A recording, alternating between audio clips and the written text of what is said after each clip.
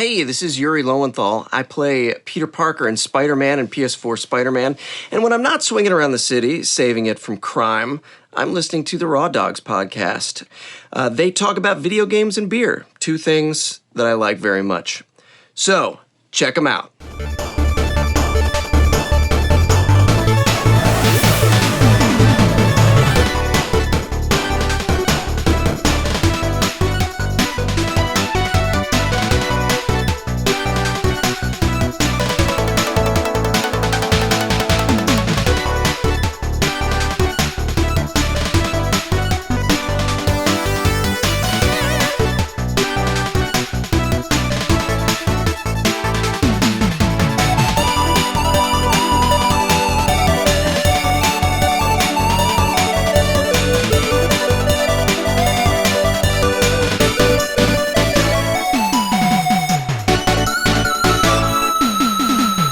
Hello, everyone, and welcome to Raw Dogs.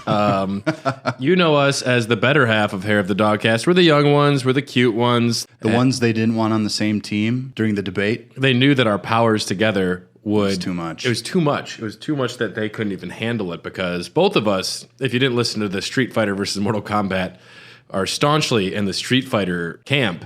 But they forced me to pretend I liked Mortal Kombat more for the bulk of the episode. And I mean, you still kicked my ass, so there's that. I was in high school debate for like a couple months. I don't want to brag. Before I quit, Mr. Cheddar is still upset about it. I always preferred Colby Jack. That's actually pretty good. He would have gotten a chuckle out of it, I'm sure. I hope he's alive. What do we do here, Dylan? We talk about in-depth subjects, usually stuff we don't get to on the main cast. The Dogcast is half news and updates, and then it's like a jovial discussion, whereas here we do deep dives, we go deep. Yes. And that's why we're called the Raw Dogs. That's why we call us the Raw Dogs. So because we feel it so much more. We're raw, you know? Yep. I'm Brad. And I'm Dylan. And that's Dylan. Today's episode is sponsored by a Patreon backer. Brian, a.k.a. Judge Tempest, backed us and suggested this episode, which I think is going to be a very fun one. I bet he's more handsome than his brother. We will never know. He suggested today's topic, and if you want to suggest topics, you can go to patreon.com, just like our new Patreon subscriber, Tyler Keller, who suggested another episode we'll be doing. But today's episode is Batman v. Spider-Man. Who has the better video games? They certainly have the most. This almost boils down to, Marvel versus DC in a broad sense, because Spider-Man, across the sands of time, I would say, is the most popular Marvel character. Spider-Man across the sands of time. Wolverine's up there. Now, if we're talking about titles, if we're talking about actual comics, yeah, it's definitely not. Mm-hmm. It's always going to be X-Men as far as Marvel's concerned. But although they've been in terms of individual characters, it's definitely Spider-Man. In terms of a rogues gallery, I would say Spider-Man has the most recognizable list of baddies out of all of the Marvel characters. Yes. I couldn't name one Iron Man villain other than Mickey Rourke with some electro whips. The Mandarin. Yes, my favorite style of orange. They share a lot of villains with each other, especially like the Avengers. I was a little confused with going through some of these Spider-Man things because I know Kingpin is traditionally more of a Daredevil villain, right? But he's always... No, is he usually Spider-Man? Early on, it was definitely more of a Spider-Man villain. Okay, he kind of moved more into the Daredevil territory. Yeah, Daredevil adopted him because it's really hard to have Daredevil face certain types of threats. Deadshot would be a bad one for him. Well, I mean, Deadshot's DC. Yeah. Dylan's going to be getting me on a lot of these points today here, folks.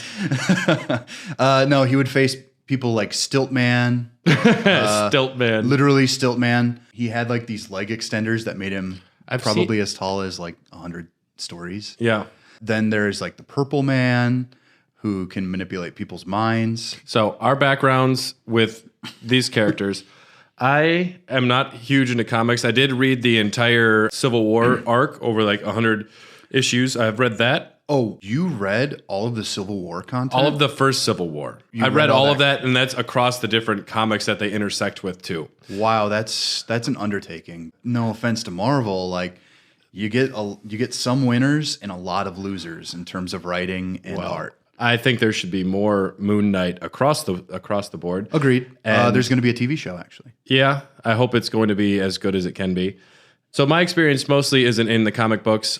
Everyone these days knows, the Tobey Maguire films. They know the X-Men films. They know the Marvel Avengers 33 film arc. I played some of the Nintendo, Super Nintendo games. I watched the animated series growing up. That's where a lot of our fans probably have some more overlap too, is the animated stuff. Yeah.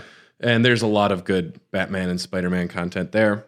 The Spider-Verse, which I recently found out was more of a game before it was the movie. Yeah. I didn't realize how many different iterations there really are, and there's a lot. So some of those were made up, or they were from miniseries, which would kind of be, if we're talking like DC, like Elseworld Tales. Like Red Sun for Superman. Yeah, exactly. Yeah. Yeah, a lot of that stuff is stuff they'll bring in, they'll pop it back out. Everything in comic books, especially commercial comic books, so we're talking like your Marvel, DC, Image, stuff like that. A lot of that stuff is based on popularity. If something's a hit, they're going to milk the shit out of it. Look at Deadpool. I mean, I'm getting a little tired of him. And then there's Gwenpool, in which Gwen Stacy from an alternate universe. She becomes Deadpool? Yes. I like Spider-Gwen or Spider-Woman, whatever her name is. Yeah, I don't mind. They call her Ghost Spider now. Ghost Spider. The title of the book is Spider-Gwen. Yep. But she's called Ghost Spider in the book. And eventually someone said, you shouldn't have your first name in your superhero title. No, I think I'm Wonder Brad, which is a good name. That's actually pretty good. You can shoot bread out of your fingertips. I can eat large amounts of bread and feel bad about it. You puke dough. Where's the dough, Kingpin? you ate it all. Of course, I'm known as the one who doesn't need notes for anything anyway. But he has notes today. This is an exception because there's just so much of each. This was daunting, actually. Yeah, I was a little overwhelmed by it too. I whittled it down to what I think are the most important. You did. The weirdest and the worst. Yeah, I read the outline. You definitely did. I said, are all of mine going to be in here? And they absolutely were. I don't think we're going to have a lot of trouble debating these. I think that there's some points where, at least with the modern stuff, you could have some good discussions there on some points. But I chose 7 different topics that we're going to discuss. So we have the best platformer, the best beat 'em up, the bad and the bizarre.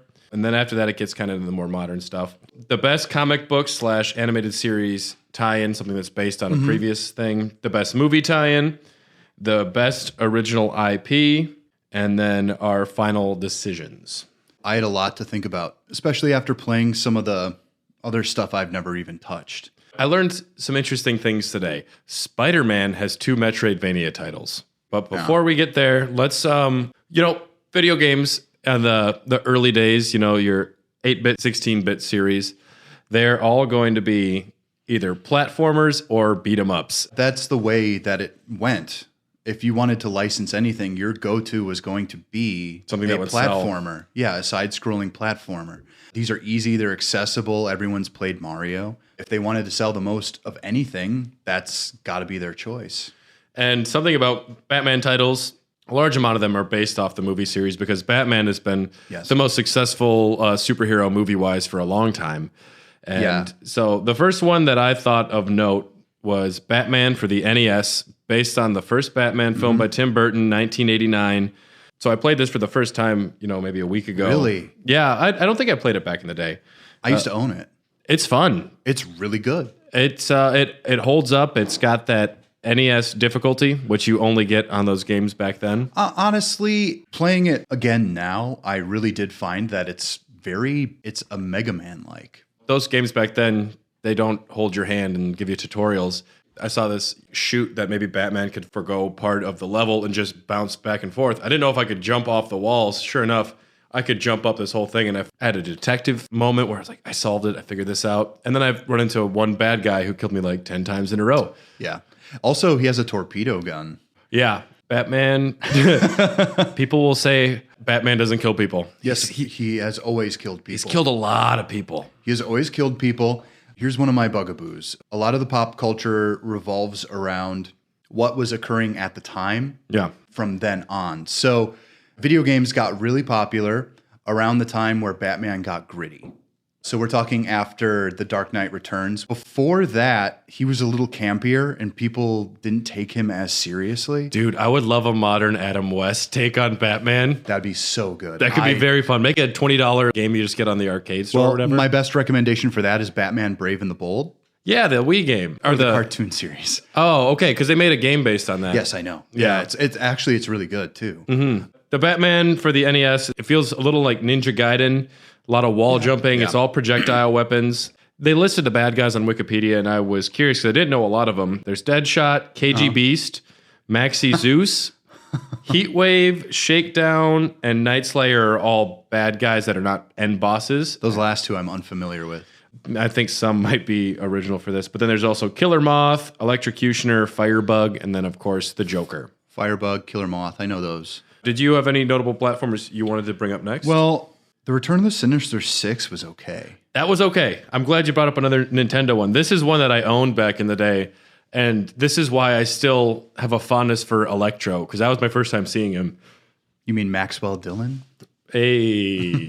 Spider-Man, there's his rogue gallery just in full force already. The Sinister Six, how long has that concept been around? The 70s. After they ran out of ideas, the editorial board for Marvel was notorious for just being like, I don't know, man, throw that spaghetti at the wall. If it sticks, we're ready to go. Yeah. Stiltman, run it, print it. They would have character Bibles or what they're called. These are the things you can do, and these are the things you can't do. As long as you adhered to it and you didn't change things too drastically, because if you gave people a chance to change something, it'd have to be done by the appropriate creator. As far as an NES game goes, it's pretty fun. The battling is not 100% tight, but you're Spider-Man and you're fighting some villains. It's a difficult NES game. This will keep your kid busy and it will make them happy. So something that's very difficult with these games is you go to Wikipedia and a game comes out called Batman Returns. And there's an NES, a Genesis, a Super Nintendo, a handheld, and a Sega CD. And some of them are just completely different games with the same box art. Yeah. Different developers, they made different things. One that I really enjoyed is Batman Return of the Joker, the Sega Genesis version. Batman has a gun, he shoots the whole time, you go into end boss rooms, you fight bosses. It's Mega Man. Tommy Tallarico did the soundtrack for the Genesis version. Oh, for real? It bumps. Oh, man, really? that soundtrack bumps. All right. It's almost shameless how much it's not a Batman game, it's a Mega Man game. Well, Batman isn't really known for using projectiles anyway. Tell that to all the video games that have ever been made. Well, some do it better with the batarangs and other things. And there's something that, okay, Batman steals the rope slinging from Spider-Man, and Spider-Man steals gadgets from Batman. In the 60s and late 60s, 70s, there's a lot of weird. Well, Peter Parker's a genius. He should be developing more stuff. Yeah. And then somewhere along the line, they said, no, let's keep this a little more simple. Tobey Maguire's just going to have it white goo shoot out of his hand. Really gross. Where are the sacks for that? So are they under his armpit or like? One other Spider-Man platformer that I think is important is one that is often overlooked. The Amazing Spider-Man Web of Fire, a 32X exclusive game. Never played it. No one did. I haven't played it. I looked at some of the gameplay videos, and it looks fantastic. The web slinging looks really fun. It's got pre-rendered backgrounds similar to Donkey Kong, which might turn some people off, but the game looks very stunning. It's developed by Blue Sky Software, who created Vector Man 1 and Vector Man 2, which are games that I adored. Well, yeah. At least back in the day. I haven't played them back in the day, certainly. Ask Matt Grenier about that. I mean, it was fun. You get to fight Hydra and the new Enforcers with Daredevil. It looks like a cool game, but when you're on a system that was destined to sink and fail, I don't think there was much, opportunity to succeed. I don't know. I think this game is maybe the best Spider-Man platformer, but most people don't know about it. One thing that I'm judging Spider-Man games on is the swinging mechanic and the implementation of the webbing, like webs as a fighting technique. Okay. That's why I have a major problem with some of the later Spider-Man games, which they turn into God of War type gameplay, where he's using his webs as whips, and that doesn't make sense to me. He's supposed to be pulling and stopping and not doing straight up whipping around. He gets clever. Well, if he were to shoot a chair and swing a chair, I'm into that. Or shoot, but not just turning it into like a club to beat someone. That's with. all he does. It's just nonstop. You're using a whip, and it doesn't feel like Spider-Man fighting that I'm used to. Well, and that actually leads me to, what do you want from a Spider-Man game? It doesn't have to be a pure Spider-Man experience. It needs to be a fun game that also feels like a Spider-Man game. So when I say there's a Batman Mega Man game, it's a great game, but it's not necessarily a great Batman game. Yeah, okay. The Adventures of Batman and Robin, So good. The Sega Genesis one specifically. Now, if I play the Super Nintendo one is the one I have on my Classic. That one's good too. It's fine. It's not great. But the one for the Sega Genesis, I mean, come on. It is Cuphead levels of Contra and madness and boss battles. Although Batman throwing 3 batarangs like it's a gun nonstop, that bothers me. That's not Batman, but it is the most fun fucking game you'll play. He has a lot of them. That is my favorite platforming game out of all this Batman and Spider-Man. I preferred the SNES one. Oh man, I don't know. This one's got co-op. This one's got boss battles that are unique, dynamic. The SNES one's good too, though. That one impressed me so hard. I ended up playing that for an hour. I was watching the philosophy of Cuphead, some YouTube video, and they were just showing how the Adventures of Batman and Robin for the Genesis was one of their inspirations. Really? Spider-Man versus the Kingpin, not a great platforming game. It was fine. But you can take photos. You actually restore health in your apartment. Yeah, that's cool. There's voice acting, which is cool. Weird. It looks crazy. Yep. The fact that they could fit that on the Genesis, though, that's pretty cool. And the Sega CD had some extra scenes too that they threw in where. Oh, is that what I was saying? I just love the multiple endings. You have one where just Mary Jane dies. Where Kingpin just lowers her in a vat of acid. And then he lifts up the rope and then he looks at it and he goes, Mary Jane. And then he crumbles to his knees. No. He doesn't even go, no. The police just show up and everyone's like, well. All right. Best platformer. Are you going to give it to Spider-Man or Batman for this round? I'm giving it to Batman. Batman for me as well. Spider-Man's got some fun things, but Batman's just got a lot of games that are of high quality and too fun to play. Spider-Man, I don't think they were really to nail a lot of what makes him great. Once you get into like the PlayStation 1 era, they're really able to fine-tune into Spider-Man's powers and make them feel powerful. And I don't know. I mean, I have power fantasies every night about being Spider-Man just because swinging through New York feels good. I think Spider-Man failed in a lot of these older games because Spider-Man is about speed. Yeah. And it's really hard to encapsulate that on older systems. We're going to move into best beat 'em up. Let's do it. Are you a fan of beat 'em ups generally? I love a good beat 'em up, and I think that they are most fun or possibly only fun if they're multiplayer and with somebody else. Your Final Fights, your Streets of Rage. Your Turtles, your Simpsons, your 6-player Marvels, Avengers, X-Men cabinets, whatever they are, when you play them in the arcade. Well, that one's a 4-player one. That one sucks. Those are great. The first one I'm going to bring up is Spider-Man the video game. This came out for the arcade in 1991. I saw some footage of this. I never touched it. Everyone considers Batman to be a loner. The funny thing is, he's got Robin, Nightwing. He's got, 3 Robins technically. He's got a Batgirl. And Batman's messed up in the head. Lego Batman's maybe the best Batman movie just because it really embraces the family aspect that he actually has. Yeah. But this game, it's a multiplayer beat 'em up for the arcade where you have to fight Kingpin and then Dr. Doom. Black Cat and Hawkeye are in it. Which makes sense. Okay. Black Cat, sure. Black Cat should be there. Hawkeye, I can concede that point. The fourth character... Not really, though. They barely talk. Compared to the fourth character, Hawkeye makes a lot of sense. Now, why would Namor the Submariner. Why would he show up there? Because this guy has an ego. To you, that's Prince Namor. I saw a clip of him comes over to Spider-Man and some other superhero. Iceman. And he says, "Why are you here? I thought only super beings were allowed, not super freaks." Namor is actually in my top 10 favorite Marvel characters. Me too. And he is, I think, the greatest untapped potential of the MCU. As far as a major big player and new character, he's the only one that's like a giant power that they haven't brought in. Rumor has it they've already cast him.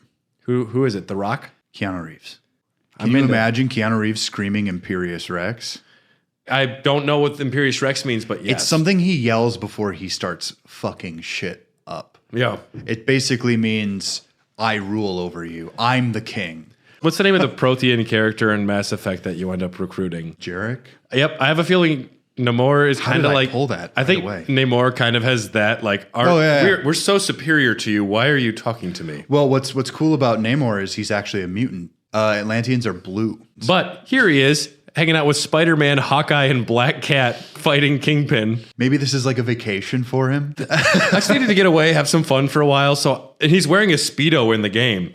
And he always has. But he's just wearing a Speedo, walking through New York, punching people, throwing water at him. See, I like that. This was a fantastic beat 'em up. As far as Batman goes, what is your favorite beat 'em up for Batman? Oh, this one's easy. It's Batman Returns for the SNES. Oh, yes. This was an easy decision for me. I played the NES version, which is still pretty stellar too. Let's say that it has planar issues. It's all based on hitboxes. You think that you're able to hit a character and you're actually... There's hitbox issues. It feels so good to punch in Batman Returns, and the enemies make sense. It's not too crazy. I like taking two enemies and bashing their heads together like in the movie. Mm-hmm. I mean, I don't know, with like limited button combos, as far as a one-player beat 'em up, you can't get much better than this. The art design's fantastic. It looks exactly like the Tim Burton film. Yeah. And they grabbed definitely the costumes and the baddies from the movie. Do you know what they're called? The Red Circus Gang. Sounds like a Russian party. Apparently, like in the lore of the two Tim Burton movies, this is just the remnants of Joker's gang forming their own. Fun. Yeah. There was another very big game released in this beat 'em up category. At least it was raised up to be a big game. We have Spider-Man and Venom Maximum Carnage. Now, if you want to get us fanboy children excited, you slap out a red cartridge or a gold cartridge. Yes. You got my attention. Yeah. This was not just a video game. This was also, they were doing comics. This was part of the TV series. Yeah. And it's fun to have like a multimedia event. They're like, this is Spider-Man's new guy. And I remember thinking, oh shit, Venom's not like the big thing. I'm going to lay it out there. I think anything beyond Venom is absolutely stupid. It's overbaked for sure. I was excited back then. No, you were supposed to be. 90s comics are the worst comics that have ever been produced. And quote me on that. They're not good. There are certain people I know who would want to kick the crap out of me by me saying that. But the art's usually pretty bad, and it's a little ideas are a little dumb. I mean, it's just trying to get the attention of the young audience. It's just grabbing swaps. Them. Oh, now there's this red one that binds to a serial killer. Let's get real edgy with it, 9 Inch Nails style. As far as beat 'em ups go, I really do appreciate the web-based fighting, grabbing people around. Spider-Man uses his webs. The swinging is pretty good. The swinging's all right. Getting to play as Venom is cool. This was only single player, though, as well, I believe. Yeah. Which is a bummer. The sprites were pretty high quality, though. They looked great. The music was, of course, by alt metal band Green Jelly. Never heard it. Green Jelly? So I looked into it. Do you like green jelly? No. I like purple jelly. I like grape jelly. I like maybe some red jelly. I looked into it. So their 1994 album they released when this came out, the first song is called Carnage Rules. And the hook for the song goes, listen, all you fools, don't you know that carnage rules? Okay. And it's the title theme for the game. Okay. And it's not, the title theme for the game's not bad. There shouldn't be lyrics. There should never be anyone talking about how cool Carnage is in lyrics. All right, whatever. The dialogue and the art from this game is probably some of the most accurate to the comic book series thus far. They really wanted to just grab things from the comics, and the whole dialogue, whole characters for like cutscenes. That's cool. I like the panels. I think that's awesome. My favorite part was bad guys all have, instead of saying thug or Big Thug, it says Tom, Billy, Malcolm. The latest are Dana, Lizzie. I didn't know that. It's like in Katamari Damacy when you roll up Ted or something. I'm like, this is fun. Someone you fight in this game that I have a question for you about is go for it. Morbius. Does this guy deserve his own movie? No. He's a 90s character. Why would they choose Morbius of all Spider-Man villains to give? Popular at the time. But no, for a modern movie. He's got Jared Leto's playing him in an upcoming film. Because the people who are coming of age and getting older, who are the main ones spending money at movies. They like vampires? No, they liked 90s comic books. Morbius, the living vampire. I honestly can't get into it on this podcast, but he looked a lot more goth, a little more femmy. That's good. That's something the kids cool. like. Yeah, but I mean, that was I was getting in on your like Anne Rice. One other game I want to talk about in platforming is Batman Forever, the arcade game, which is originally for the arcade. There were some PS1 and Saturn ports which weren't as good. That one looks cool. I wish I'd played it. Dude, it's so fucking quick and fast paced. Yeah. It's almost too much where like the screen shakes a lot. An orgasm of sensory overload. It's where just visceral. It's just visceral, like pow, kapams, like 10 Riddler medals pop up, this and that, but it looks fantastic. I would love to play it. I've just never seen that cabinet anywhere. I mean, it's fun though that you're also Val Kilmer and Chris O'Dowd or whatever his name is. Yeah, exactly. I don't know. It's bizarre. All right, best beat 'em up. Would you go Batman or Spider-Man? Batman. Batman Returns specifically, yeah. I had a lot of fun with that game. I got through the first 3 levels before I put it down. I'm going Batman as well. First 2 are Batman right off the bat. Right off the bat. Hey, oh my God. Shit, dude. All right, the next category is kind of a weird one. Yes. The bad and the bizarre. Okay. Let's talk about the bad and then the bizarre. Can this be any game with Batman in it? Yes. Because I played, it was on the SNES you lent me. I played Justice League Task Force. Ooh, no, I didn't play this one because I wasn't sure where we want to draw the line on this. Justice League Task Force was awful. It's a fighting game. I didn't know when I started playing it. Justice League Task Force was an actual publishing title. We're adding an impromptu category outside of the bad and the bizarre. We're talking about best fighting game now. That includes shit. Batman or Spider-Man. So, Okay. All right. So then I've already got the answer. are you going to say Injustice? No. Are you going to say Marvel vs. Capcom? Marvel vs. Capcom 2. I think there are good Batman fighting games as well, though. Injustice is good. Mortal no. I Kombat think they're versus good. DC Universe. I think they're good. Here's the problem that I always come up against, though. I'm a Marvel kid. I can admit when a game is better, but I'm a Marvel kid. Dude, I love how DC's always just trying to ape off what's working for Marvel. It's like, they have Marvel versus Capcom. Fuck it. Let Batman punch Scorpion.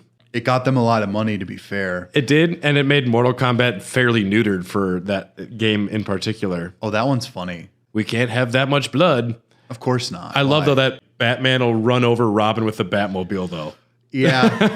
I mean, it's the same way that, like, in the previous Mortal Kombat X, where literally Johnny Cage can infanticide his own kid.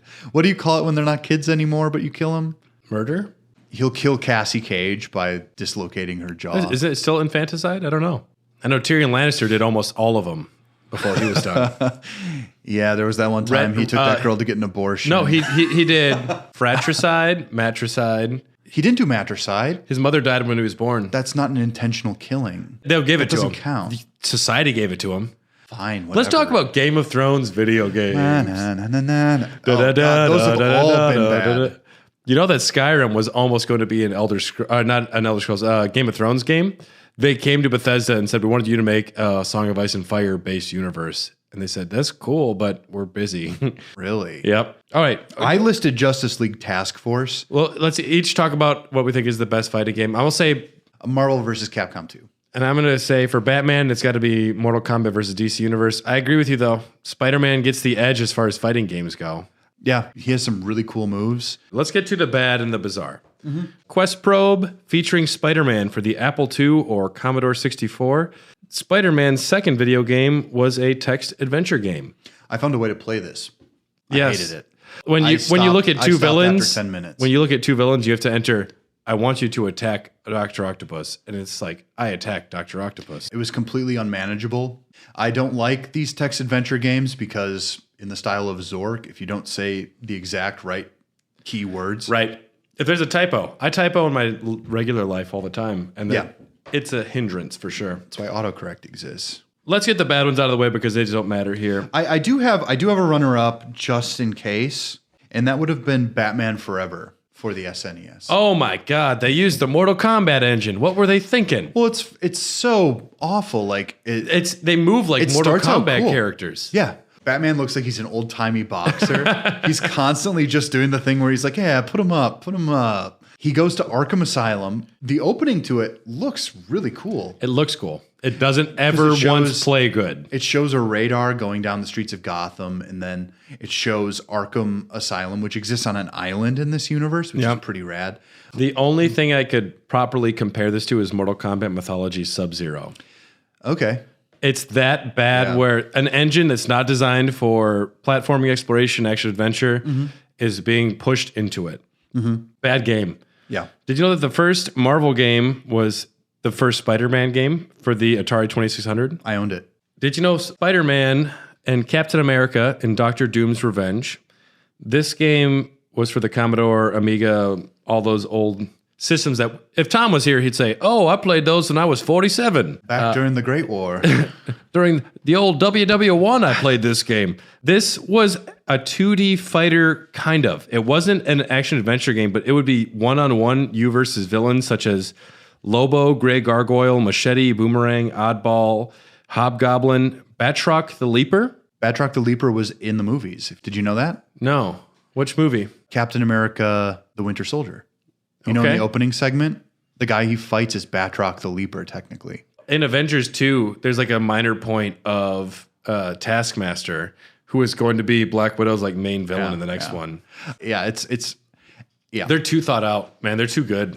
Well, that's Kevin Feige for you. Okay, so I think that covers the bad games. Yep. And you know what's great about bad games is they don't actually contribute to our decision on who has the better video games. But I want to talk about the bizarre games. Now, what I was most excited about was finding out that Spider-Man has 2 Metroidvania-style games for the Nintendo DS. I had no idea, and this is extremely exciting to me. I watched gameplay. It follows all of the tropes, and you know what's fun is that you can move. You're going to have to tell us what the titles are. The titles are, this is one of those tricky things too, where you have Spider-Man Web of Shadows and Spider-Man Shattered Dimensions.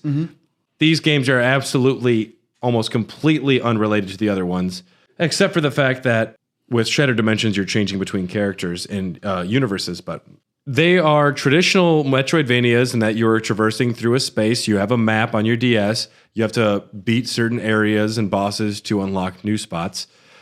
It looks great. People say they play fantastic. I was completely unaware of them. My first thought though when I heard this was, that's fun. I think Batman is more primed for a Metroidvania style game where he's getting new his gadgets. He is like Samus in a lot of ways, yeah. That is a killer. Batman would be such a good Metroidvania style game. I was surprised. As far as bizarre games go, I was very excited about this.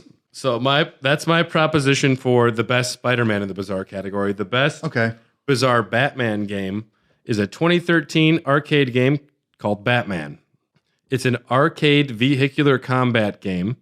Boss battles and objectives. You can use like 10 different Batmobiles. You can choose which Batmobile you do. Yeah, that looks fun. That game looks amazing. Yeah. I really want to play it. We should find an arcade near here that actually has that. Not only is this game, you can choose all the different legendary Batmobiles to play as, which is fun. You have your keypad. You can keep track of your profile. That's what they use those for. Oh, really? You actually have to use that in the game at different points. So we have to like defuse bombs and enter certain number codes and stuff while you're driving. Oh, that's sick. I was like, what? Batman. That's really cool. Notoriously, a lot of these licensed racing type games, they're really bad. Have you ever played the Mario Kart for the arcade? The one developed by Namco? I mean, it's fine. It's not good. It's really not good. It's absolutely fine. It's better when you have 4 players, and it's more about talking shit than actual gameplay. Yeah, I just wish it worked well. Out of those 2 games, what wins the best bizarre game? I'm gonna go with Batman. Batman. We're at 3-1. All right. Would you rather talk about the best comic book / animated series tie-in? That one. Okay, we'll talk about that next. I have a lot to say. I just want to suggest the first topic because there's one that I think influences all the others. Sure. Spider-Man 2000 for the PS1. Okay. This introduced web slinging and fighting mechanics that I think all of these other superhero games kind of derive a lot from. This is for the PS1, the 64, and the Dreamcast. This was the first one with Neversoft and Treyarch, which became very important. I mean, once Activision got its hands on Spider-Man, they did a lot with it. Yeah. Game changer. This had the web swinging. It didn't attach to anything, but it still felt really cool, even though you couldn't land on the ground. The web battles. Because the ground was full of toxic mist. You couldn't land on the ground. Oh my God. I mean, that's a problem now, but just back then being able to swing between a building felt very cool. And the web battles. It's contrived, but The Amazing Spider-Man from 2011, the movie. Yeah. It had that plot almost. This introduced using webs as like for fighting. In a big way, there's multiple different things you could do, and that's you can shoot them out of your wrist. from having a PS1 controller with all those extra buttons. You were able to have a little more nuance to fighting style and switching between combat techniques. Light attack, strong attack, and then web attack. Narrated by Stan Lee, which he started doing a lot of after this game. Yes, he did. He was a playable costume character in like The Amazing Spider-Man 1 or 2. I forget which one. Back when he admitted that he's a co-creator of Spider-Man and not just the creator. I didn't know that. It's Steve Ditko, man. You didn't know Steve Ditko? You're the comic book guy. You're going to always see Bob Kane attached to Batman. But it's actually created by Bob Kane. But it's Dick Grayson. No, it's Bill Finger. Bill Finger. Okay, I forget the name. I knew it was a body part. I knew it was a bird or a body part. Steve Ditko, he basically came up with Spider-Man. Stan Lee, for as much as I love the guy, he's eccentric, he's awesome, I really don't think he did too much in helping to design how all this worked. There's something called the Marvel method of comic writing, where the writer kind of just gets to be like, well, you know, like this and this could happen. And then the artist has to be like, I'll draw all that. Yeah. And then he goes off to his corner and basically does all the hard work. I hate the Marvel method. You're saying your preferred method is that the person that is drawing the comic is also the one coming with the concepts and the creation? No. Because that's traditionally not how it works, right? Because if you're going to write, then write it all. The Alan Moore style of writing. So write every little detail you can, because then there's no way that you can't say that none of it is your idea. Yeah. And then someone gets to fulfill your vision that maybe they didn't have on their own. A lot of artists, they don't also like to be writers. Yeah. A lot of them just want to draw the cool shit. Mm-hmm. So if you do a detailed enough script and you give it to them, then they can achieve that. Whereas in the early days of Marvel, Stan Lee would basically be like, what if there's a spider guy? What if there was a man who had all the proportional abilities of a spider? And then the artist would be like, I guess I'll make the coolest costume ever and everything recognizable about it, and you'll take the credit for it. And that's kind of how it worked with Batman too. But you mentioned cool costumes.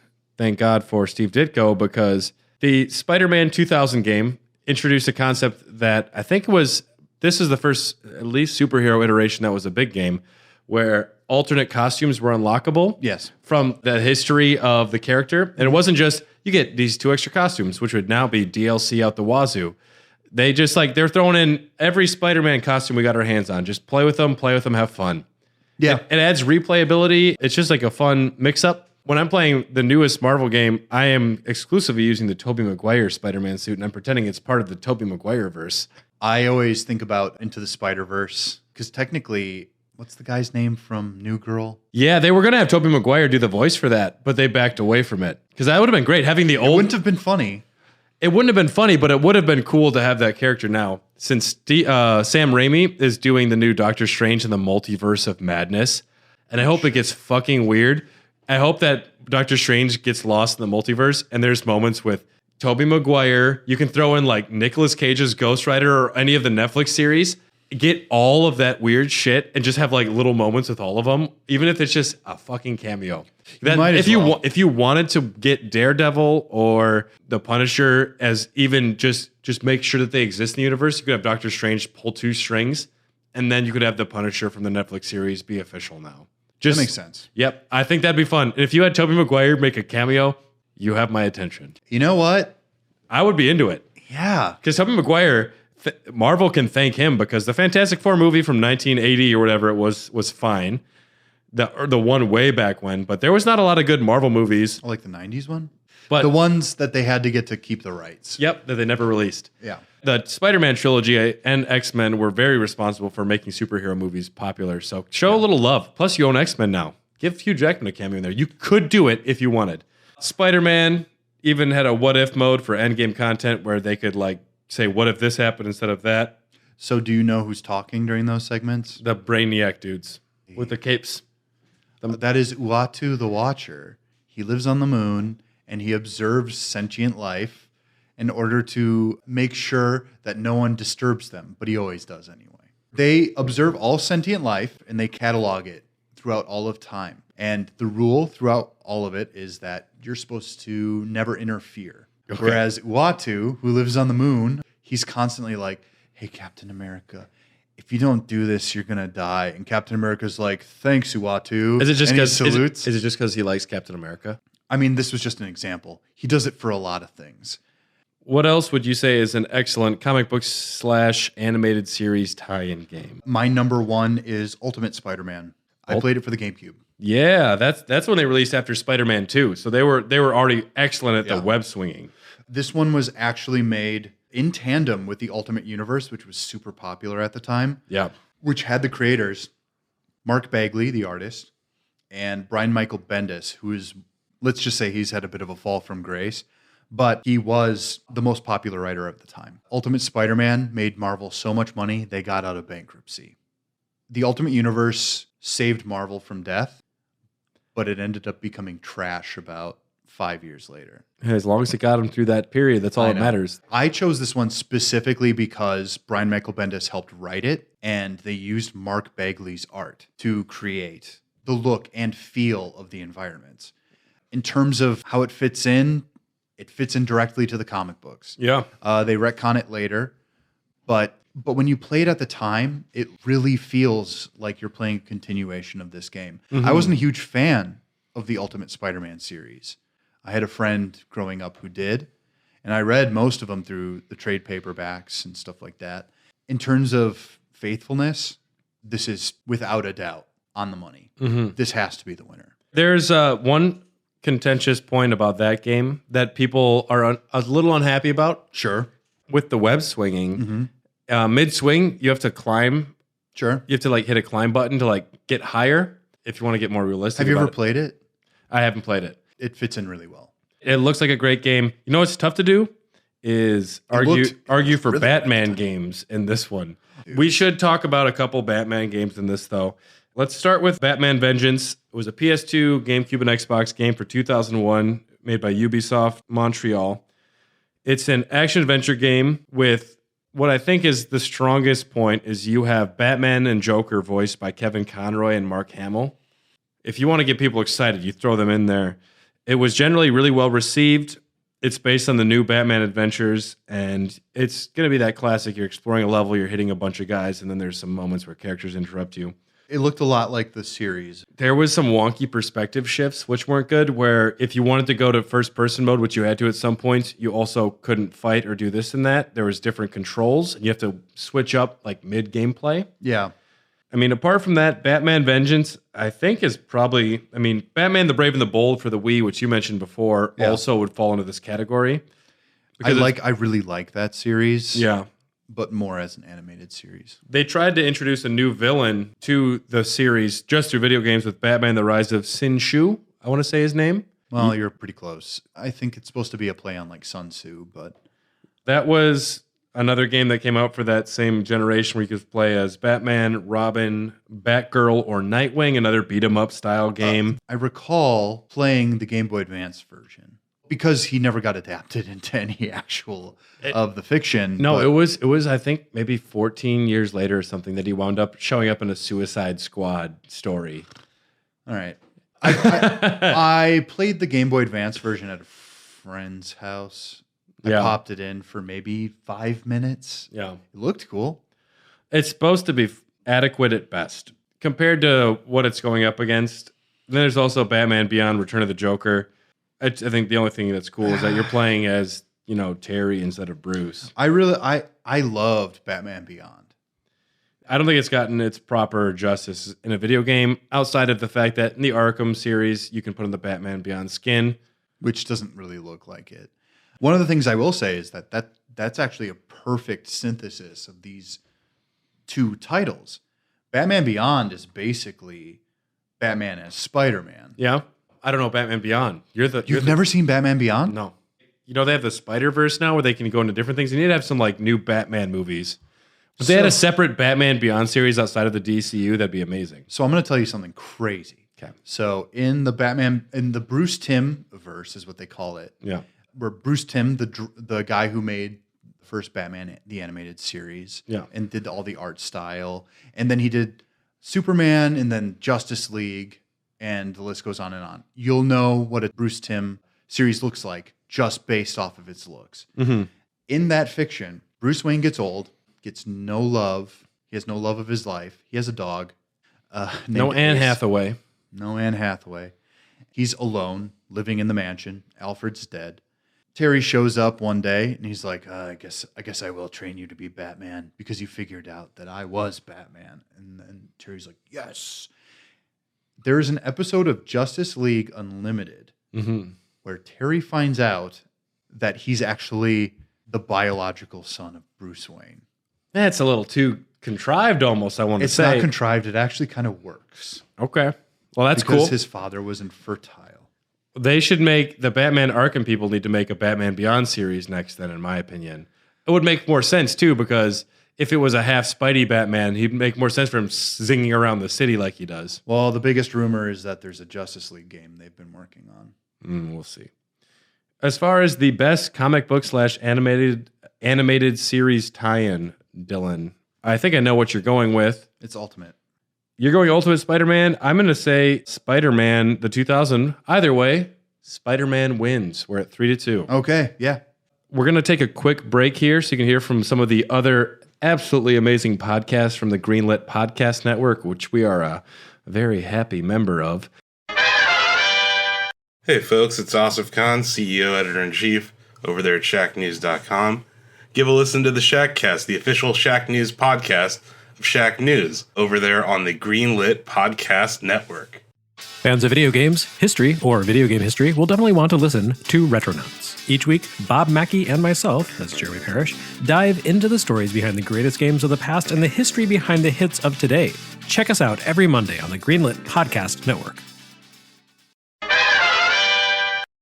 Spider-Man versus Batman, the best movie tie-in. Do you want me to say a winner right away, or are we going to go through? Let's tease the audience for a little bit. All right. Let's talk about a real big stinky fart. It's called Batman and Robin for the PlayStation 1. It came out in 1998 from Probe Entertainment. This is their first attempt at an action-adventure sandbox game for Batman and Robin. For Don't Batman. you dare talk bad about Probe. Have you seen my Probe Entertainment tattoo? I've seen your Probe. This game was truly terrible. I haven't even seen this. I haven't touched it. There are open world moments where you have to like drive between locations. The whole point of the game is you have to discover enough clues in a location to move forward. There is, a Mr. Freeze battle at the end that you have to fight him 3 times. The gameplay looks absolutely atrocious. You're playing as George Clooney, which is whatever it is. One of the better Batman, if we're going to really... You know what they tried to do was move Batman into an open world environment, which didn't work for him here, but hey, I'll give you the 2 out of 10 for trying. Shoot for the stars. Everyone talks very highly about Spider-Man 2 because of this web swinging. But first, I want to talk about Spider-Man, the first movie. Okay. Because I didn't play Spider-Man 2, but I had this game for the PS2. Really? And the GameCube now. Developed by Treyarch. It was fantastic for me. I mean, both of them are good. This one's got Tobey Maguire and Willem Dafoe. Bad voice acting. No, Toby's phoning it in. Willem Dafoe's fine. Well, they got Bruce Campbell too, right? Bruce Campbell is in all 3 movie versions his of the announcer. games, announcing and talking shit to you. Yeah. I swear to God. 10 out of 10 on your Bruce Campbell. Thank you. I watched a lot of... Bruce Campbell's going to be in the MCU with the new Doctor Strange movie too. I swear to God, he better be. No, yeah, I watched a lot of like YouTube videos about this. Everyone had a Macho Man Randy Savage impression to do. Oh, no, yeah. I can't cotton to it. You know what's cool is that after you beat the game, there's a whole separate story mode where you can play as Harry as the Green Goblin, which doesn't necessarily make sense movie-wise. It's got such replayability and it's got all the costumes, but what we really want to talk about is Spider-Man 2. The best one. People put this up as the best Spider-Man video game ever because of Jamie Fristrom. This guy is a web-slinging god because he worked in the first one and he tried to, late in the game, introduce a physics-based web-slinging where it actually attached to objects in the field. He said it's not attaching to things. So he created a system where it would scan the environment, kind of like echolocation, find the best place to like attach a web to, and it would be physics-based. And this was something that they were afraid of back in the day because Treyarch, they were experimenting with like skateboarding and snowboarding physics-based games, and they weren't as fun and intuitive. Well, even then, gravity was hard to mimic. it still is in a lot of video games.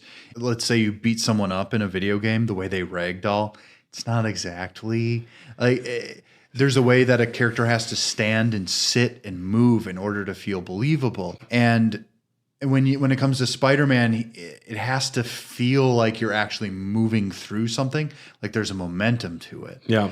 And getting that correct is extremely hard to do. Back then, when this came out, I remember in my middle school, people fucking talking about this. Yeah. Even like non-nerds. Yeah. Like me. Yeah. So, I mean, let that be a testament.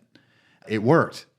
And this guy, Jamie Freestrom, he also, this game introduced a new combat system that had the uppercut, where you knock someone up in the air and then Spider-Man attacks after them, and also Spider Sense as a battle mechanic, which I was surprised to learn that this was a counter opportunity thing, because I thought clearly it happened before, but I thought the first big superhero video game with that would have been Arkham Asylum.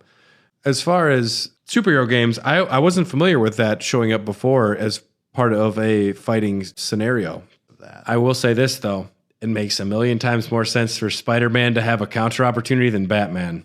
Well, Batman is honed as a fighter. If Batman's looking one way, he wouldn't have something saying counter's coming this way. Spider-Man should know a rocket's coming in and then look that way, Right. Spider Sense is a real thing. Yes. I totally think it works better for Spider-Man. And another fun thing about Spider-Man 2, there's a Mysterio battle. He's not in the movie, but he's in the game. And you encounter him.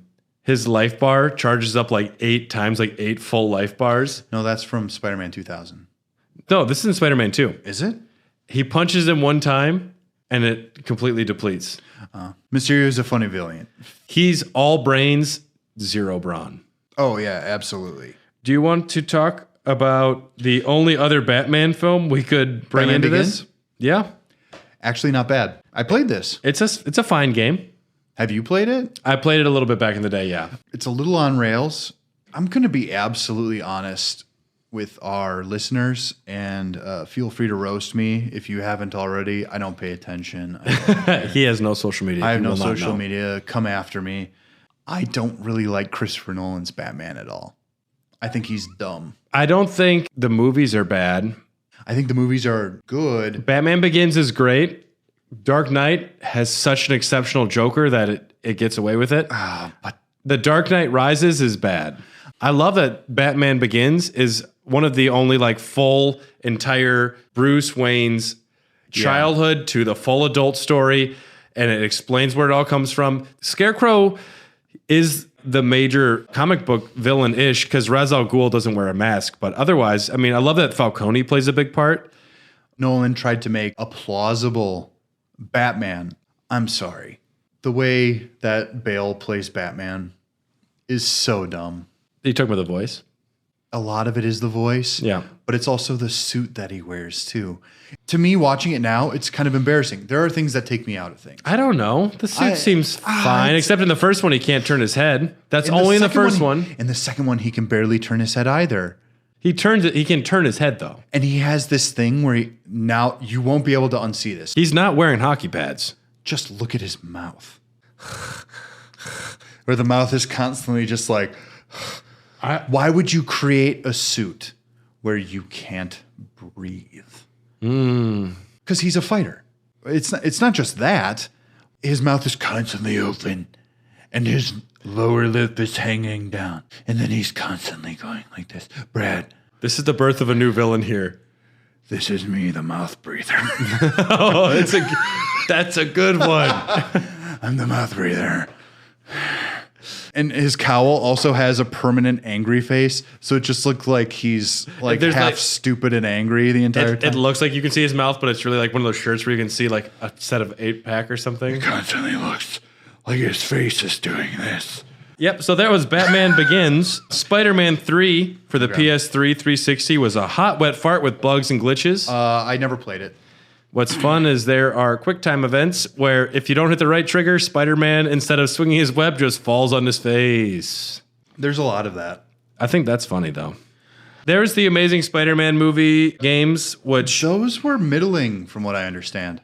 I think what's interesting is that the first one takes place after the movie, and it's an in-between type scenario where it continues the story instead of just tells the story of the movie. You actually let Kurt Connors out of prison to help you fight someone. You let the lizard out. Oh, that's dumb. Amazing Spider-Man 2 had an interesting web swinging mechanic that didn't ultimately work super great, where you actually alternate between triggers left and right to swing webs. That's actually really cool. It's cool. They didn't quite figure it out, and ultimately that game was panned very bad. But one other game that we just need to briefly mention is Spider-Man Friend or Foe. It's not a great game. I don't even know what that is. Well, it's a beat-em-up co-op game, but it takes the 3 movies, and it's a what-if retelling. There's a villain that is making you re-encounter these baddies from the movies. A shitty beat-em-up, stylized, kid-friendly fucking Kingdom Hearts battle system. It's not great, but it's interesting that they took the 3 movies and they made a spin-off game based on that. So I think we agree who has the best movie tie-in. Spider-Man. So yeah, we're at 3-3 right now. So, Okay, interesting. So the best original story / best original IP, something that wasn't directly based on a comic book series or based on a previous movie. Right. I mean, they're all loosely based, but I don't think anyone would say that the Arkham Asylum, Arkham games, or like Marvel Spider-Man or this or that. They all borrow, but I mean, the movies do that too. That's whatever. I mean, let's just say it. We know what the winner is, right? Let's first talk about some other ones. I don't think there's an obvious winner. I think there are 2 ones that warrant a lot of discussion. Okay, bring them up. Let's hear them. Let's talk about Lego Batman, the video game. Oh, okay. Well, never mind. I shouldn't have discounted that right away. I wasn't even thinking of the Lego series. Now, I'm not going to include Lego Marvel's The Avengers game, but Lego Batman gets his own trilogy of Lego games. Now, there's a part of me that wants to include Lego Marvel superheroes. But it's not Lego Spider-Man. It's not Lego Spider. But I mean, neither was Justice League Task Force. Which ultimately wasn't in a decision. No, it wasn't, was it? Lego Batman Action Adventure. This is the first Lego game to have an original story outside of Lego Star Wars, Lego this or that. It spawned 2 sequels. Those Lego games are fun. I didn't even add that to my list. I did play that. There's so many different games, though. It's hard to keep track of them all. And then there are also the Batman Telltale series. I have a quote here from Tom from Milwaukee. Whoa, it's him. It says co-host of Hair of the Dogcast. This is a long one, so this is the Batman Telltale series. The gameplay is Telltale style, so either you like it or you don't, but that means the games focus more on Batman the detective than Batman the kick-ass vigilante. I appreciated this angle. But most of all, it's the most subverted version of the Batman story I've ever seen. I'm kind of shocked that DC allowed Telltale to play with the characters and backstory like they did, but I love that. So for examples, besides that Brad and Dylan are much better podcast hosts, the Wayne family is a crime family. I added that Wayne family part in. I agree. The Penguin is your childhood friend. You get committed to Arkham Asylum and become buddies with the Joker, who helps break you out. And Vicky Vale is the big villain. If you're a Batman fan who has a casual knowledge of the usual story and characters, and can handle some narrative-driven experience with classic Telltale jank, I say it's definitely worth playing. This is Tom signing off. That was a quote from Tom directly. Hey, listen, thanks, Tom. I don't know who you are, but I really like that you wrote into us. I agree with you pretty much. Except that we hate those games. I don't like the Telltale games. That's what I was going to say. Those Telltale games can, eat a butt. The only one I played through entirely was a prequel to the Fables comic book series, which was The Wolf Among Us. I thought it was good. Yeah. It was fine.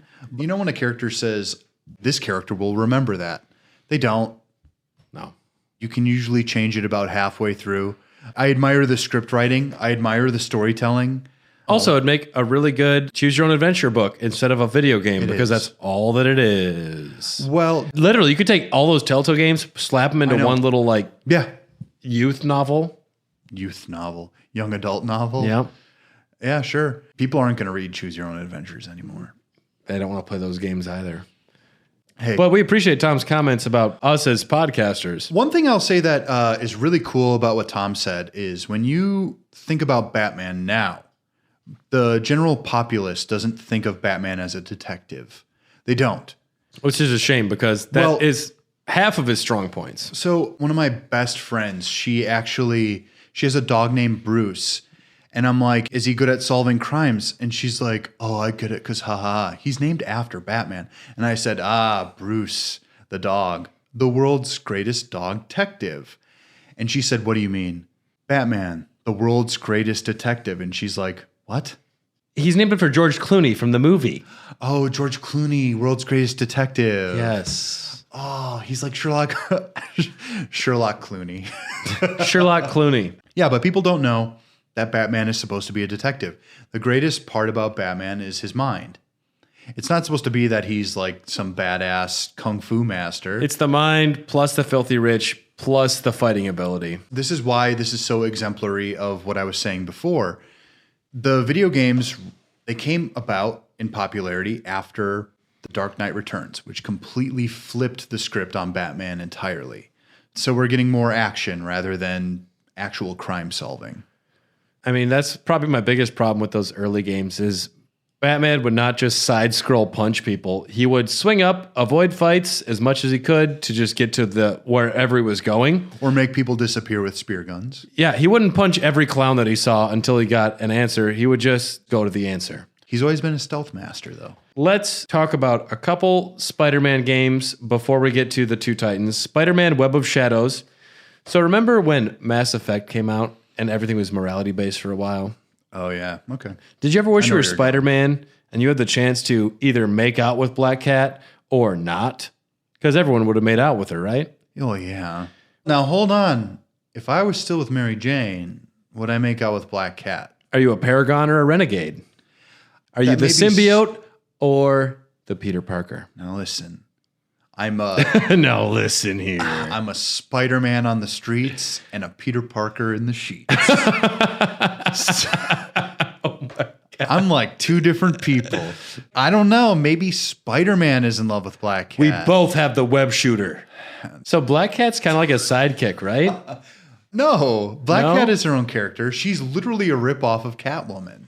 She's the Black Cat. Well, this is what the comic book industry used to do back in the day. They would have characters that they would deliberately steal. Did you know that Thanos is a ripoff of a DC character? Which one? Darkseid. Oh, really? Yeah. Wow, that's unoriginal. Thanks, Thanos. Thanos is better written because Jim Sterling wrote him. But in terms of what we're going for here, obviously Black Cat is just supposed to be a femme fatale thief. So Web of Shadows had a morality system that ultimately felt a little weak. It featured Luke Cage and some other characters. No one has too many strong feelings about Web of Shadows, but there are a pair of games that came out as well for Spider-Man. Shattered Dimensions, Yeah. developed by Beanox for the PS3, the Wii, and the 360. This came out in 2010. This had you jumping between 4 different Spider-Man characters. Can you name all 4? Yeah, Miguel O'Hara, not O'Hara, Miguel blah, blah, blah. He's Spider-Man 2099. Okay. There's Spider-Man Noir. His name is Nicolas Cage. There's the Tobey Maguire one. The Amazing Spider-Man and the Ultimate Spider-Man. Thank you. You know what's cool about this? Ultimate Spider-Man. That's one I was missing. You know what's cool about this is that they took 4 different voice actors that played Spider-Man before, and they got to voice the 4 different characters. They all play slightly differently, and they have villains that have been. You ever played this game? I haven't. It looks fun. It looks cool. It is probably the best Spider-Man game. It's got. I played this 2013.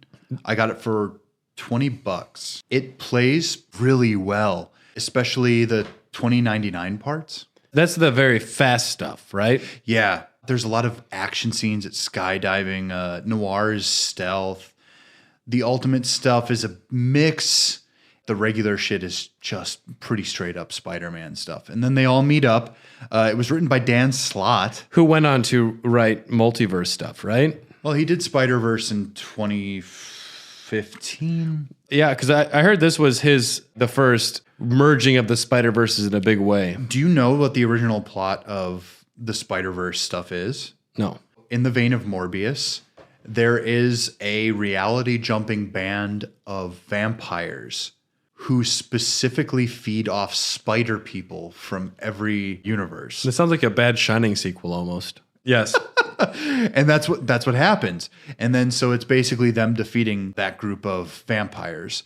And at the time, which there aren't a lot of video games featuring Miles Morales right now, but this would have been a great time to introduce him. They just chose not to. Well, what I liked about Shattered Dimensions is it's got linear levels again. It almost feels like a throwback to the platforming action adventure stuff where there's a beginning and an end, and it's catered to that experience versus collect all of these things, defuse all these Taskmaster bombs, go collect all of these pigeons. There's something to say about a linear experience where they can hone in on what you're experiencing better. Well, Spider-Man from 2000 for the PlayStation 1 was pretty linear as well when you really get down to it. There was a bit of an open world aspect to it, but it was relatively straightforward. The sequel to this, Spider-Man Edge of Time, It wasn't good. It wasn't good. It wasn't loved. We don't need to talk about that here. It's more of the same, but not as good. So let's talk about the Arkham trilogy. It's good. I think you're with me in the camp that Arkham Asylum Is the best. is the best Batman game. It's the best Batman game, period. It is. It's almost Metroidvania. It is. You're on Arkham, that's exactly right. You're on Arkham Asylum. Well, you need to get this to go there. You need to get this to go there. You're unlocking parts of the game. Yes. It's brilliant. You know what feels right? You know what doesn't work for Batman is Arkham Knight, Arkham City. I love some of it, but when you are just grappling hook everything and you're shooting across the city like crazy, it doesn't feel like Batman. It feels fun to fly. It feels fun to shoot. There are people who are going to absolutely, like, if we saw them in the streets, and they were fans of us, God forbidding. But I'm going to go ahead and say that Arkham Knight is probably the most fun Batman game. I don't think it's not the most accurate Batman game by a long shot. So best feeling, Arkham Knight. In It's terms of so much fun. It's so much fun. And I even like the Batmobile segments, whereas other people didn't. I loved them. They're fun tank battle games. It changes up the gameplay in an appropriate way that doesn't take away from anything.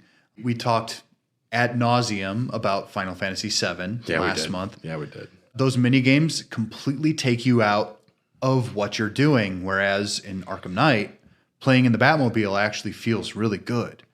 What you're doing, the cognitive dissonance is a little bit crazy because apparently you're shooting rubber rounds and like mild explosives, not to like kill them, but you're killing them.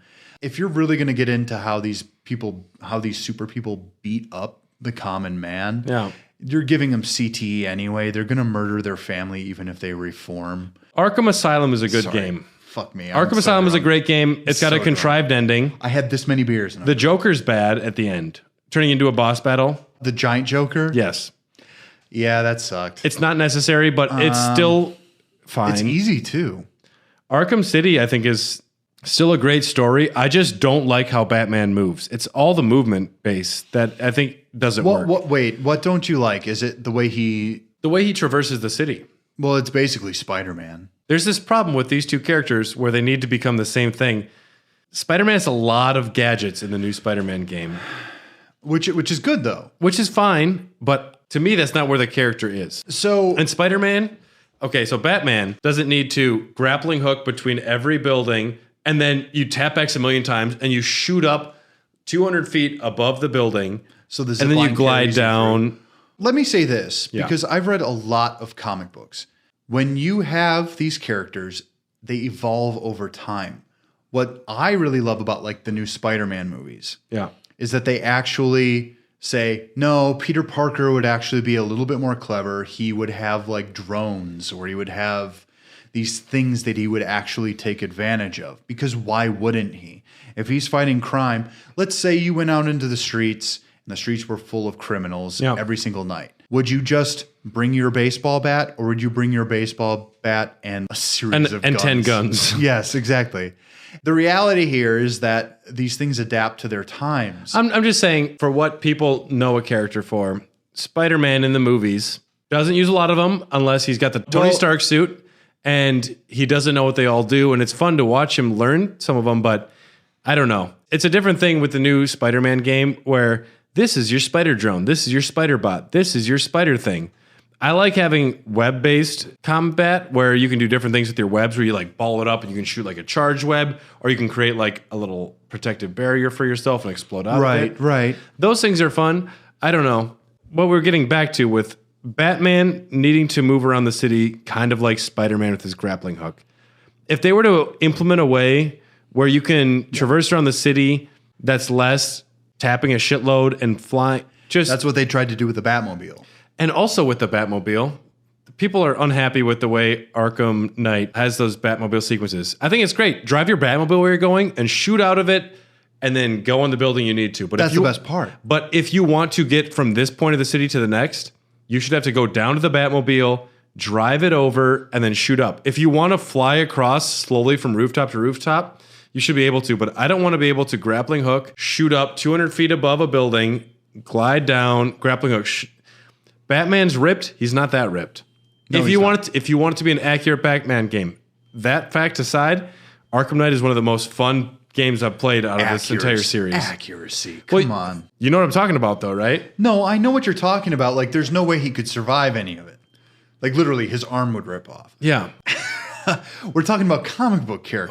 Well, I'm surprised that you're on this side of the debate. I thought you'd be on the other one because, I mean, so wait. No. Comic books are comic books. But Arkham Asylum is your favorite. What is your problem with Arkham City and Arkham Knight? Collecty Magooby. Apart from the Riddler in Arkham Asylum, there's not a lot of Collecty Magoobies. No, there isn't a bunch of that. Yeah. It's pretty straightforward, but then you're given scenarios. You're given like, oh, look at this room, and then you have to move through this room, and you have to figure it out. It's more Metal Gear Solid than any other thing I've played in a long time. You get your stupid detective vision. That detective vision isn't solely reliant on just just activate it at this time, and suddenly you'll see the thing you need. You have to actually walk up to it. You have to inspect it. There's more reading in Arkham Asylum than there is in any of the other ones. There's an actual mystery to solve. And you know what's great with all of the Arkham games is the character design. They look great. The design of all of the characters. And if you were to go into the background recordings and the background readings, all of that stuff is so good. One of the things I remember about this one, there's a key moment where you're facing Solomon Grundy. The whole game has been super linear up to that point. And then it kind of goes Metroidvania style. It lets you kind of shoot off in different directions. Figure it out. Solomon Grundy, you're kind of on the island on your own. And they're like, now you're solving the mystery. That's a good story. Whereas in Arkham City, it's like, well, now we just have to ramp it up. I never got the same satisfaction from doing anything. I personally, in Arkham City, loved the Penguin's design. I love that his little eyeglass is a broken bottle. Yeah. That's fun. Cobblepot's cool. Two-Face is going to be hard to translate anyway. I think what Nolan did with the movies is make a Two-Face that I find fun and exciting. Yes. That's the only Two-Face that I've ever found interesting, other than Tommy Lee Jones is the worst Batman villain in the entire movie history. I liked his portrayal of Two-Face. Two-Face. No. Back to the Batman Arkham series, though. I appreciate what they do. They got too far out there. The voice acting's great. I think a lot of the storytelling's great. What they do gameplay-wise goes way off from what Batman is. But Arkham Asylum is the closest to... It's a pure Batman game. A pure Batman game. And that's why it deserves the spot of best IP. We haven't talked about one game, though, yet. Marvel's Spider-Man for the PS4. Have you... I've never played it. I can't really talk about it. Have you seen that much about it? I've seen an actual playthrough of it. I will say this. I have played about 20 hours of this game within the past week. It is fantastic. It is a, dare I say it, perfect Spider-Man game so far.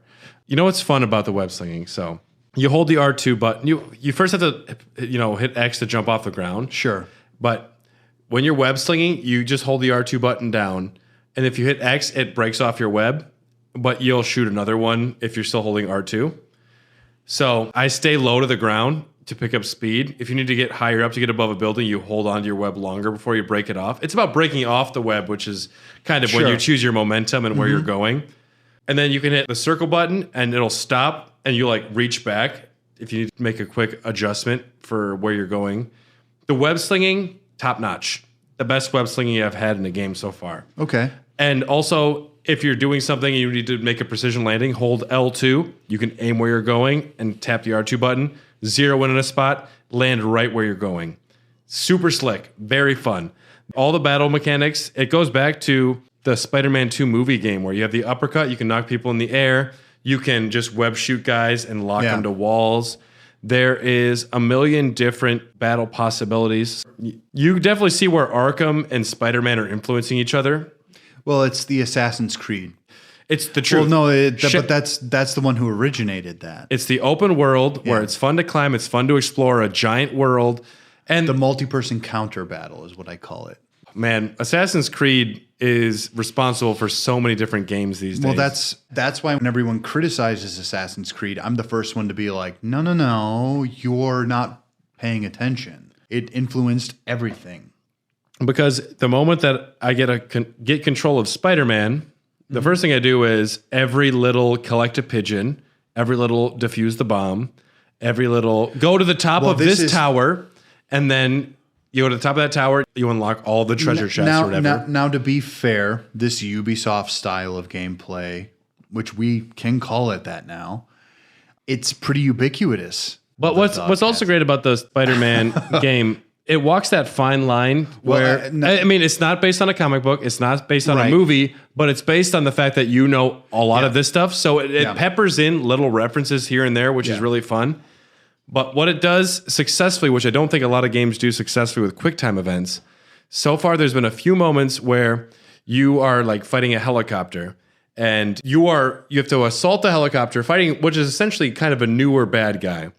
And it's going down, and you have to go to this side of it. A heavy boss. You have to Spidey sense dodge something, and then you have to like tap square a bunch to rip this part off of the helicopter. But then this thing is falling. It's so tricky to balance that where you're half watching a cutscene, but you're also interacting with the environment and setting up webs to stop this from falling and this from falling.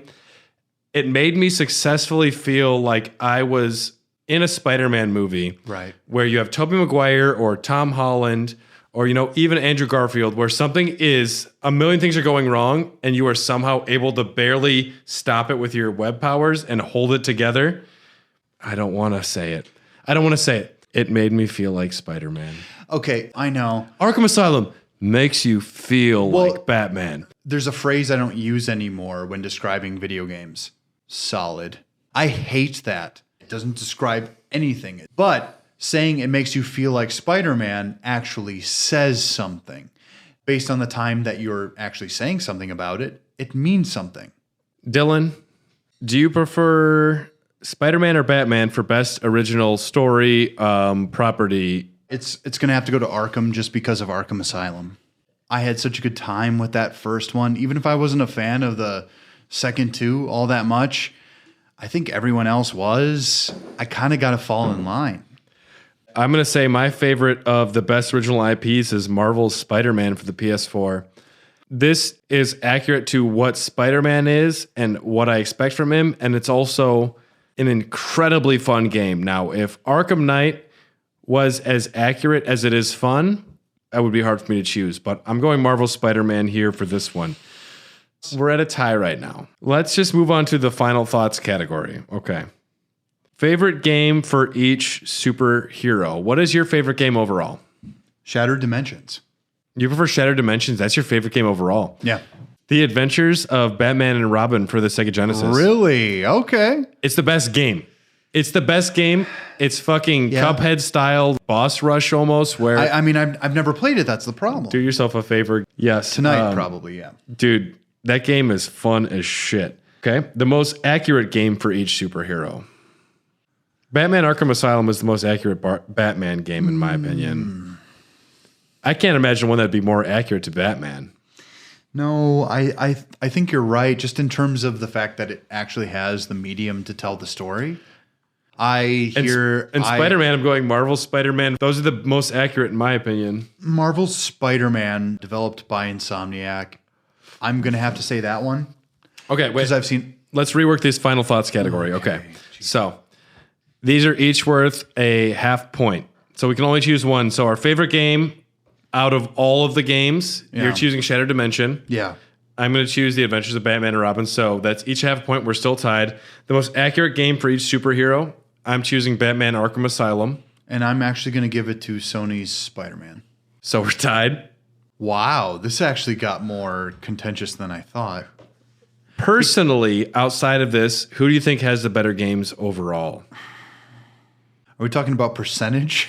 If we need to go do the percentage vote, we will. Let me go first because I would base mine after you. Let me just say who I think has the better games overall. Okay. I'm giving it to Spider-Man. Spider-Man has done more with its property to explore different and unique takes. They've gone to more different series and they've made bolder explorations of the property. This is me being forced to choose because I love everything Batman does. I prefer Batman to Spider-Man overall as a hero, but I think Spider-Man has the better video games overall. Oh, no. You know what? I'm going to agree with you. Spider-Man, I played a lot more of those games. Yeah. I felt more of a need and a want to play those games. It's harder to adapt Batman. It is harder to bring Batman into focus the way that he deserves to be put into focus. And let's put it this way, intellectual. Batman would make such a good fucking novel. Yes.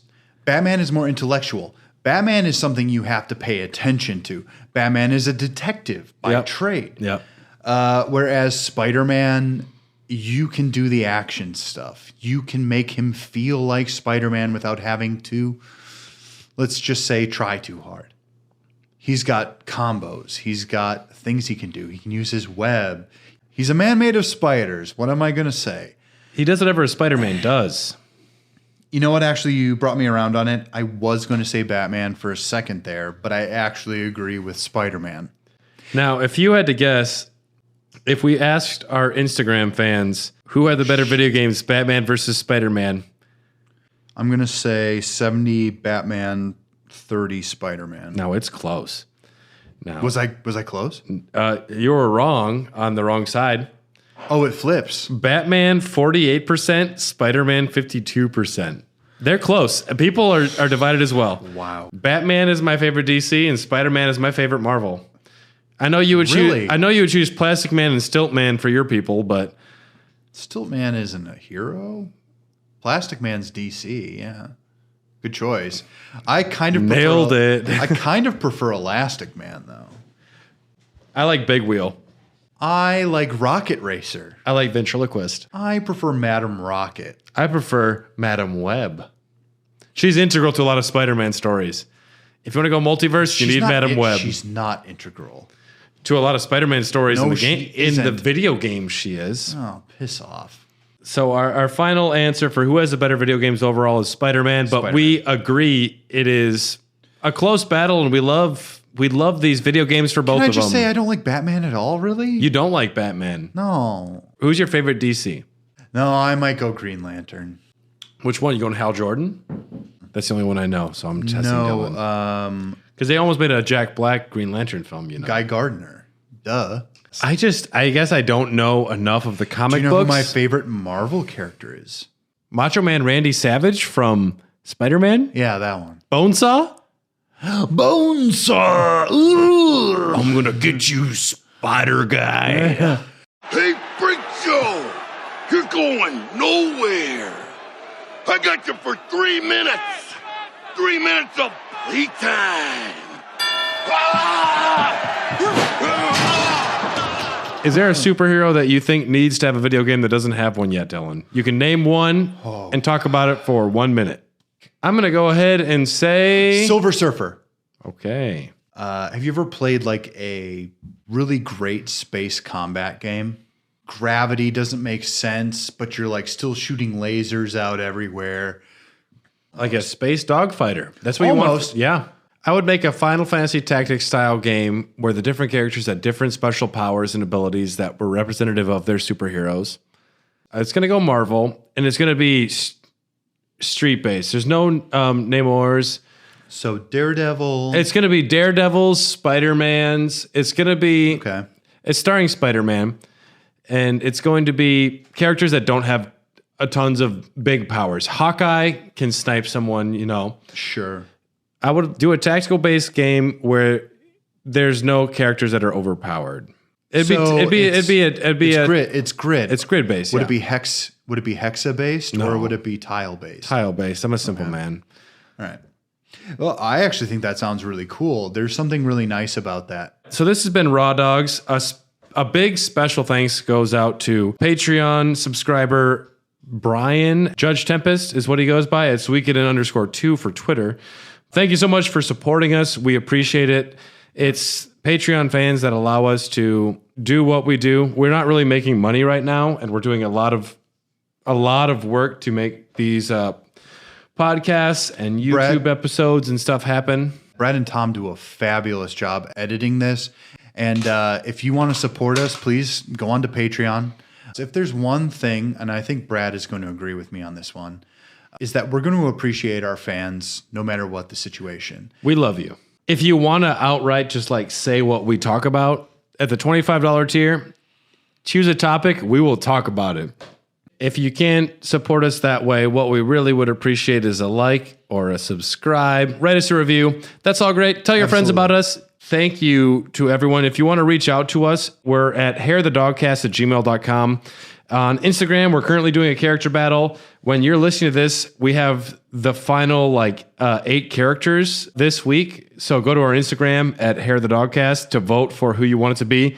I don't know what it's going to be because right now when we're recording it, there's 32 characters left, but it's going to get down there. On Twitter, we're at HotDogCast. Follow us on Facebook. Reach out to us. We go to conventions. We want to meet you. We want to say hi, and we appreciate you listening. So thanks, everybody, for tuning in. This has been Raw Dogs. We love you. We'll see you next time.